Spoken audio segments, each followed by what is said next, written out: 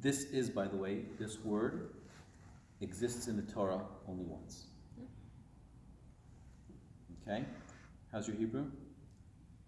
Fair. No? Mishvat?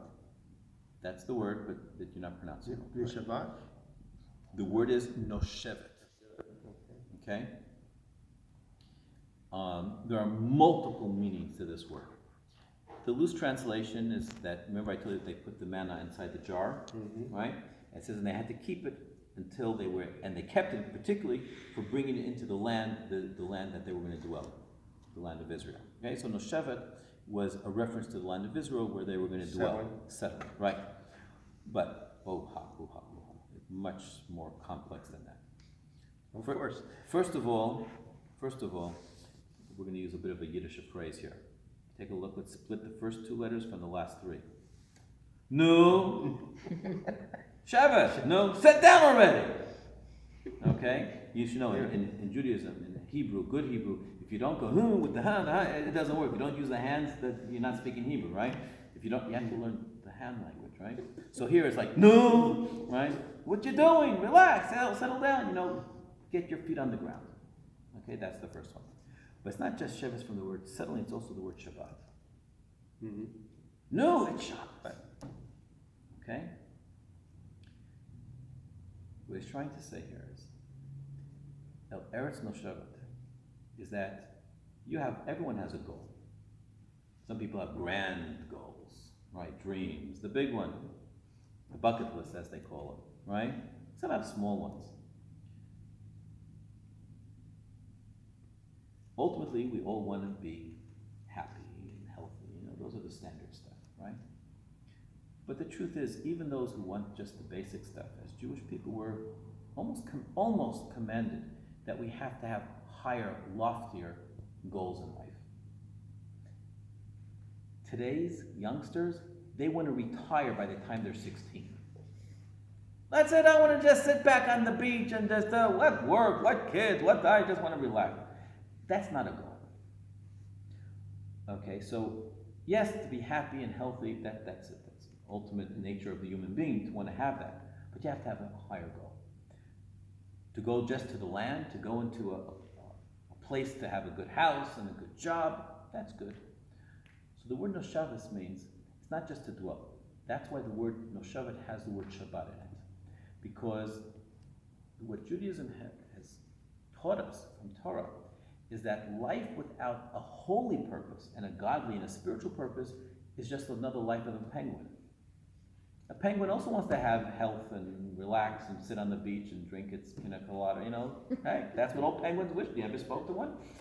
They want an easy life. And hey, if you spoke to the clan of dogs, they're into that too. So animals also want to have life and easy, right? So while we want that as well, that cannot be the goal in itself. Noshevet means a place that you dwell, a place that you can actually contribute to the life that you're in. So a life that I'm just receiving and taking, give me health, give me what I want, give me my relaxing, that's not the life. Noshevet means that you have to work to cultivate it. You have to be involved in it. And Shabbat means that you actually uplifted it to a higher purpose than the rest of the week. Because we know that the difference between, Hamavdil, we say at the end of Shabbat, Hamavdil ben Kodesh l'chol, the one who separates the weak from Shabbat, the mundane from the holy, from the light and the darkness. There is a separation. There is a difference between the two. And there is something called darkness and there is something called light. And it's not just part. It's not just to go and have, I'm neutral. You actually have to choose sides. So the blessing here is to choose a side that has Shabbat in it. To choose a side that really gives you a higher, lofty purpose. That you have something that this neshama of yours, I'm not sure when the last time you spoke to your soul. Then you haven't been talking nicely to it. Okay? You have to really talk to that soul because that's the really only piece of life that you have. Everything else is superficial. It cometh and goeth. Right? But the soul lives and it has the power to give and sustain. Eretz Noshevet means talk to that soul. Because the soul really knows not only what you deserve, but really what you want. And that should be the goal in life. Okay? So to make your Judaism count, pick a mitzvah. Do something that you can do with all your heart and soul. Whether it's tefillin in the morning, go for it, not on Shabbat. Right? making a blessing on the bread. Every time you eat, no matter when and where, say Shema before you go to sleep. Pick one thing, make it that your Shabbat. Make that Eretz no Shabbat. Make that count, because talk is cheap, actions count, and therefore even in doing things that are spiritual, actions count. Eretz no Shabbat means you've got to settle it with things that you've chosen to make. Bring Shabbos into it.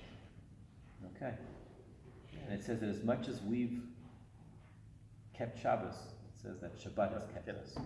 So why? Because that spiritual life of our existence is really what has sustained us all these years. And we're still here to tell the story. So it must have worked. Okay. Are you ready? Yeah, I've got one question for you. Ask two. What is it about that word that needs fixing?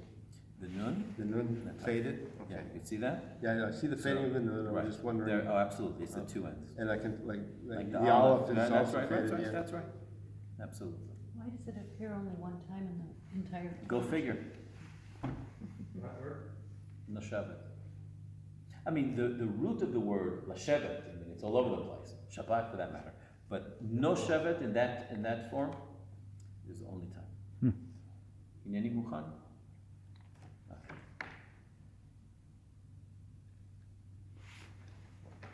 Okay. Lahachzik. And please say and repeat after me. L'shem. L'shem. Mitzvat. Mitzvat. Ketivat. Ketivat. Sefer. Sefer. Torah. Torah. And that means that now you are fulfilling the last and the final mitzvah of Torah, which is to write it. That is mitzvah 6. Perfect. Okay? Don't let go. Let's get that photo.